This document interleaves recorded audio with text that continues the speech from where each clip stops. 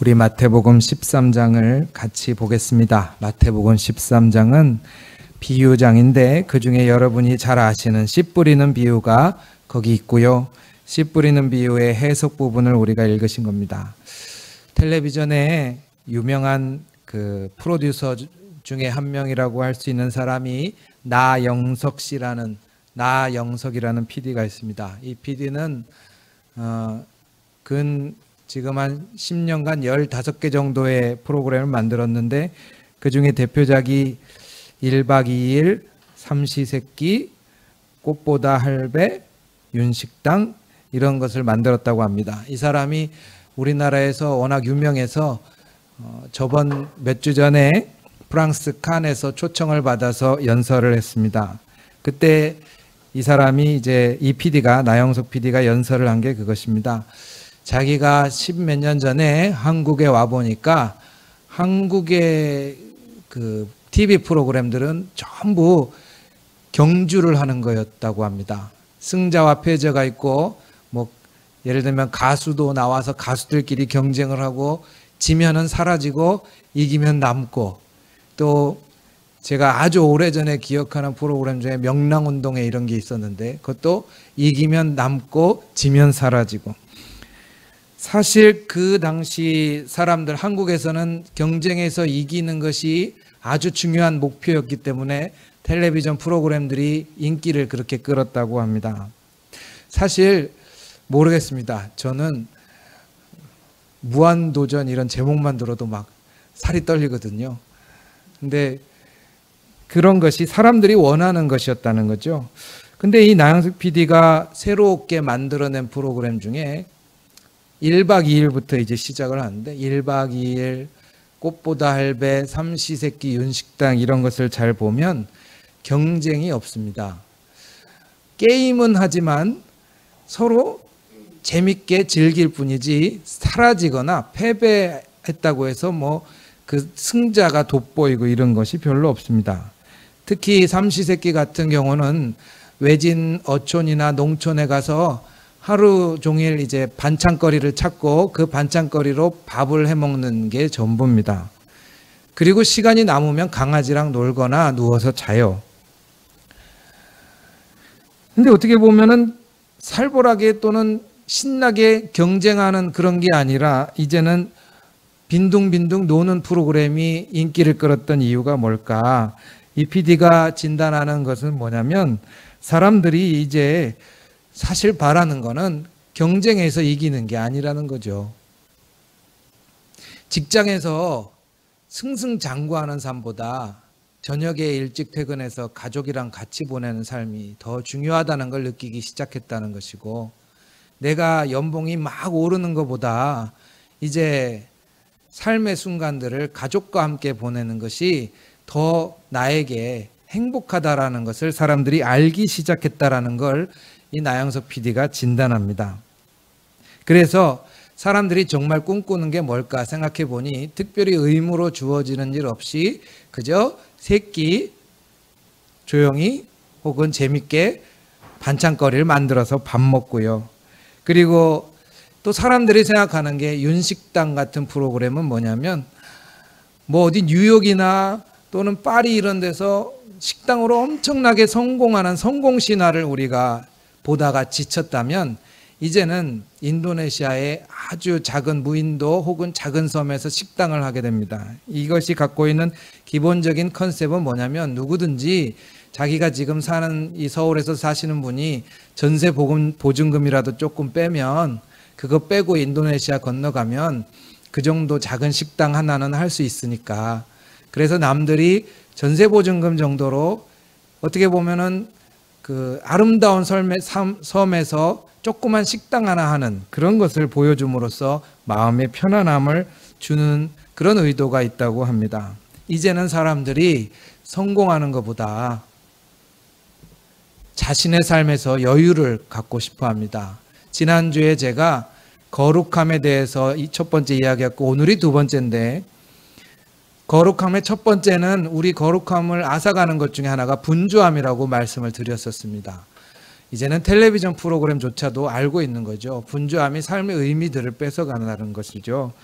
그래서 분주함에 대해서 우리가 이제는 의미를 부여하고 조금 천천히 가시고자 말씀을 드렸습니다. 오늘은 바로 이 나영석 PD가 얘기한 것으로 시작을 드렸습니다마는 이 씨 뿌리는 비유 속에 있는 거룩에 관해서 같이 이야기를 하고자 합니다.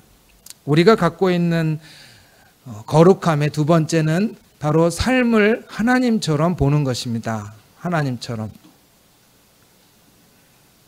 하나님께서 우리에게 보시는 삶, 한없이 사랑스러운 삶이라고 이야기하는데 우리는 그런 눈을 불행하게도 갖기가 쉽지가 않습니다. 이번 주에 뉴스에 보니까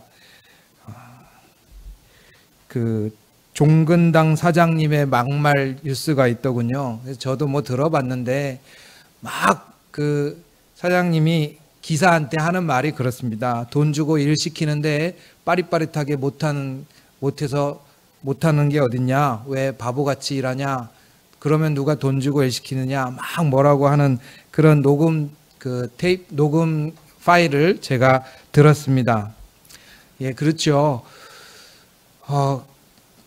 근데 시간이 지나고 뭐 종근당 사장님은 사과를 했습니다. 근데 어쨌든 간에 그 기사가 종근당 사장님이 될 확률은 굉장히 없죠. 사장님이 종근당 그 기사의 기사가 될 확률은 거의 제로에 가깝습니다.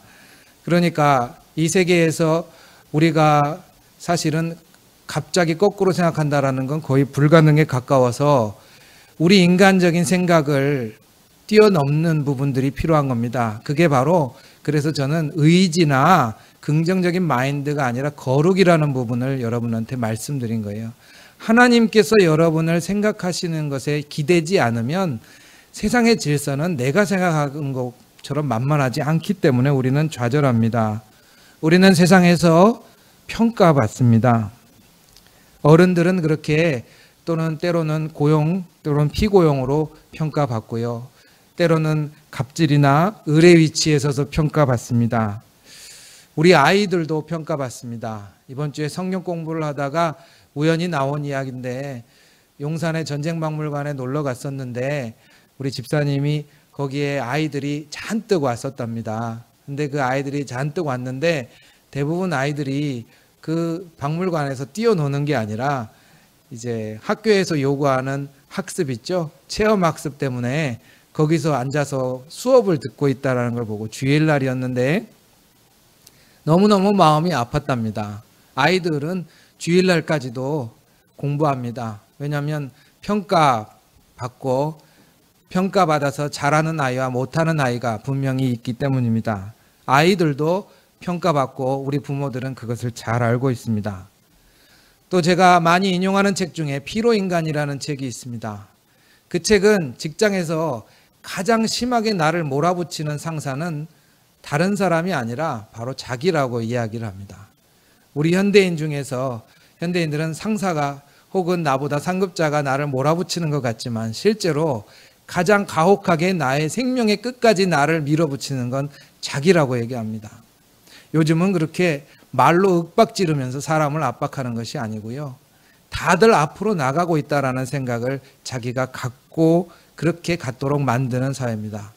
그래서 누가 시키지 않아도 자기 생명이 무너지는 줄 모르고 길을 쓰고 앞으로 달려가게 만든다라는 게 참 안타깝습니다.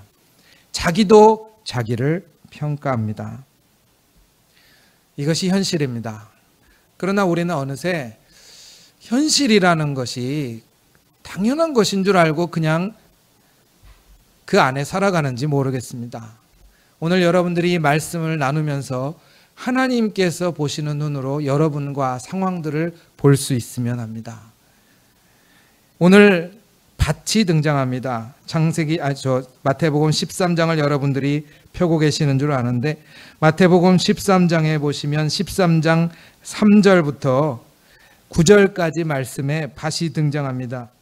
여기 4절부터 등장하는 밭은 하나는 길가, 하나는 돌밭, 그리고 7절은 가시떨기밭, 마지막 8절은 좋은 밭이 등장합니다. 총 4개의 밭이 등장하죠. 근데 이 말씀을 말이죠. 좋은 밭, 가시밭, 돌밭, 길가가 있는데 여러분들은 하나님 앞에 좋은 밭으로 열매 맺어야 하지 않겠습니까? 이렇게 많이 읽어왔습니다.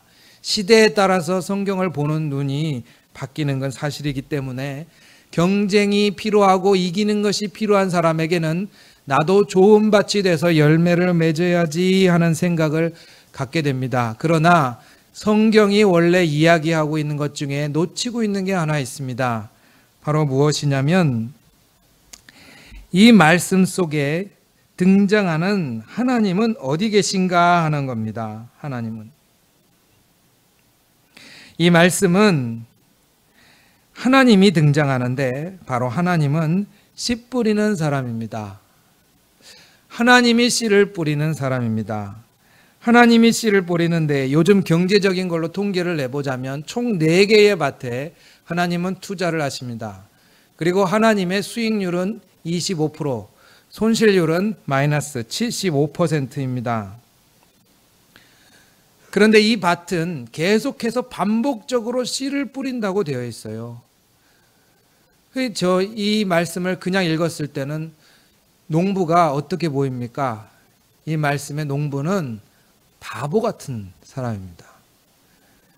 이 말씀은 당시에 농사 짓는 법을 그대로 보여줍니다. 당시에는 요즘처럼 흙을 분석하거나 농사 짓는 때를 정확히 맞추는 기술이 없어서 무작정 씨를 뿌리고요. 그 중에 씨가 죽기도 하고 살기도 합니다. 그리고 또 때가 되면은 쟁기질을 합니다. 요즘 농법을 제가 찾아보니까 쟁기질을 하고 씨를 뿌리는데 당시에는 씨를 무조건 뿌리고 그리고 그 가운데서 갖고 나갑니다.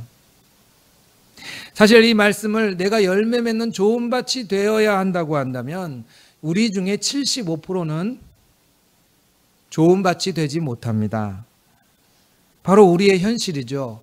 우리 중에 누군가가 성공해야 한다면 우리 중에 거의 75% 아니 더 높은 확률로 우리 중에는 실패를 경험합니다. 그리고 여기 나오는 밭들이 겪고 있는 그 짐들을 한번 보십시오. 우리 4절 말씀을 보시면 13장 4절 말씀을 보시면 이 사람은 말씀을 받았는데 바깥에서 어떤 상황들이 와서 새들이 와서 그 말씀을 먹어버렸습니다. 두 번째, 돌밭은 깊지 않은 뿌리 때문에 흔들려서 그만 죽고 말았습니다. 세 번째는 말씀을 받았지만은 그 말씀이 오늘 우리가 읽은 해석 부분에도 같이 접목되지만 돈 걱정이나 여러 가지 걱정으로 인해서 결실을 맺지 못했습니다.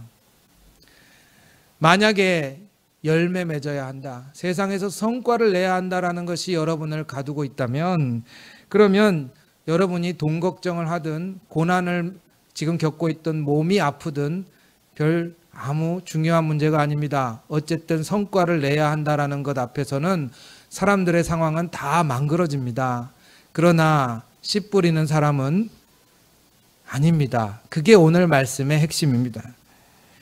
오늘 말씀의 초점은 하나님은 뭘 하고 계시냐는 거예요. 하나님은 정말 무모하게도 씨를 뿌리고 또 뿌리시는 분이십니다. 이게 하나님의 방식입니다. 하나님은 75%의 사람들이 아무 열매를 맺지 못할 것을 알면서도 씨를 뿌리십니다. 왜요? 그 밭을 기대하시기 때문입니다. 그 밭을 사랑하시기 때문입니다.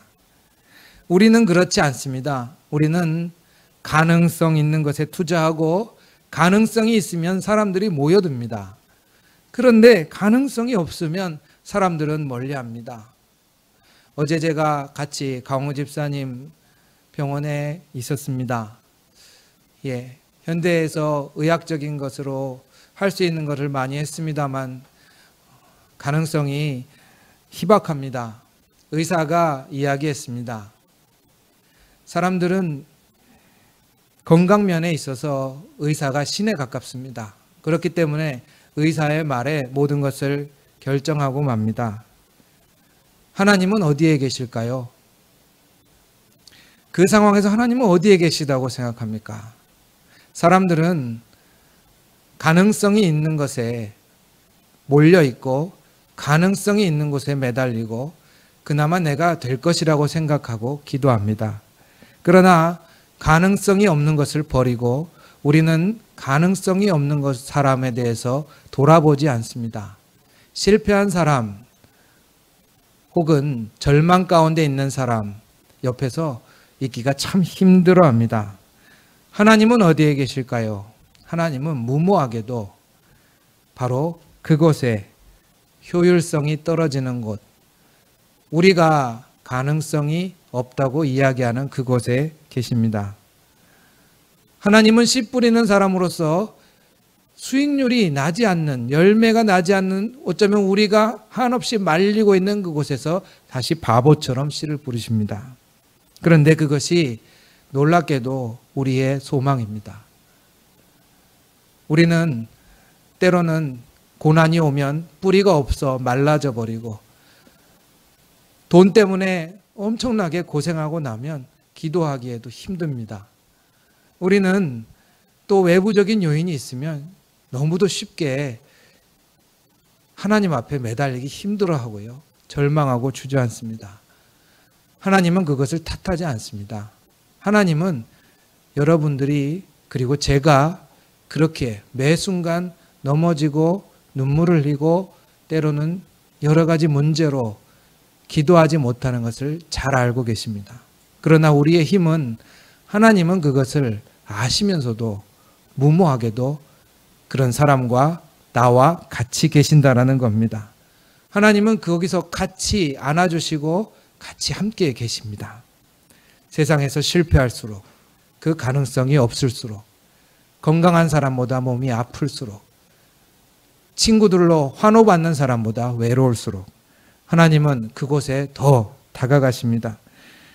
제가 얼마 전에 국제회의가 있어서 거기에 참관한 적이 있습니다. 가서 태국의 파타야라는 도시에서 거기 파타야에서 사역하시는 목사님의 사역지를 가볼 기회가 있었습니다. 저는 교회인 줄 알았는데 교회가 아니라 파타야의 그 숙소에서 낮 동안 대기하다가 밤 10시가 돼서야 사역지로 참관한다고 나섰습니다. 의아하죠. 밤 10시가 되자 파타야 거리는 매매춘의 거리로 탈바꿈합니다. 태국의 여인들과 유럽에서 온 남자들이 서로 팔짱을 끼고 거리에 가득히 걸어다니고 있습니다. 파타야는 그런 곳이라고 하더군요.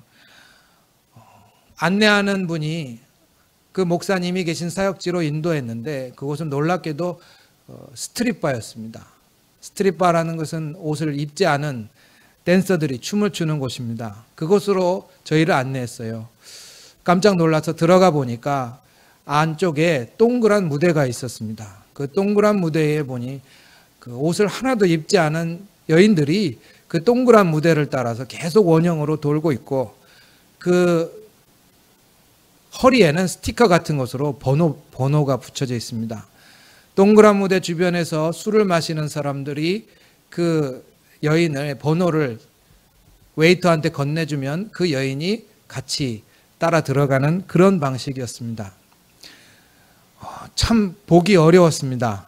더 눈을 크게 뜨고 가까이 보니까 그 동그란 무대에서 돌고 있는 사람들, 여인들의 대부분이 한 초등학교 6학년에서 중학교 한 2학년 정도 되는 소녀들이었습니다.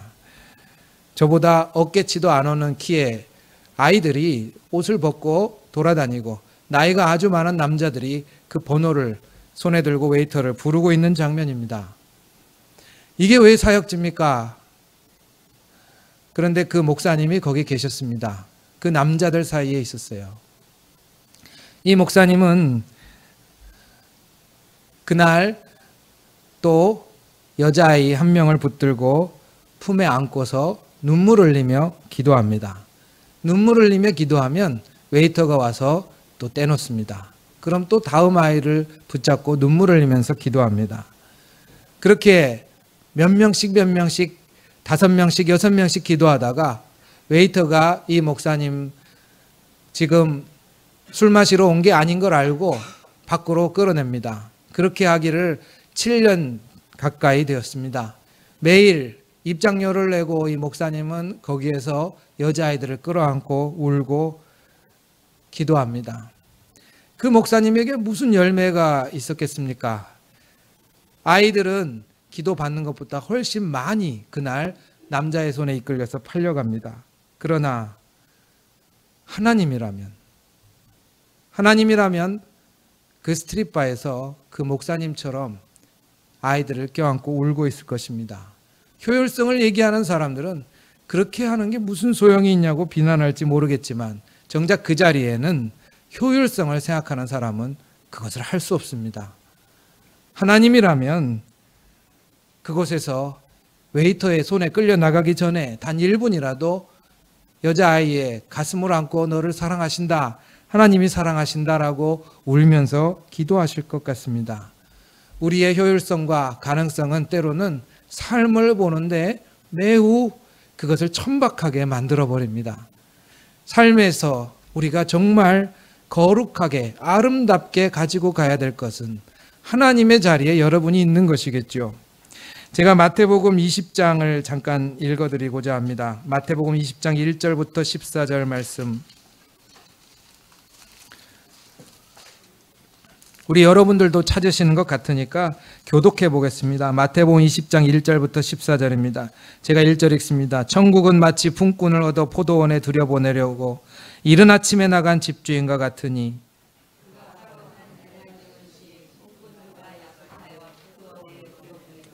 또 제3시에 나가보니 장터에 놀고 서 있는 사람들이 또 있는지라.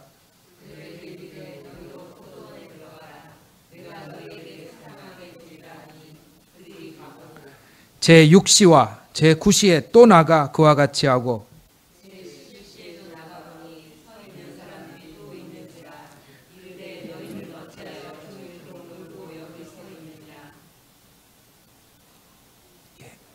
이르되 우리를 품꾼으로 쓰는 이가 없음이니이다. 이르되 너희도 포도원에 들어가라 하니라.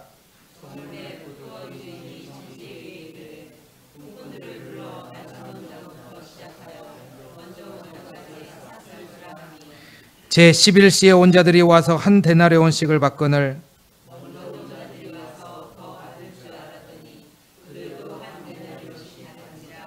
받은 후 집주인을 원망하여 이르되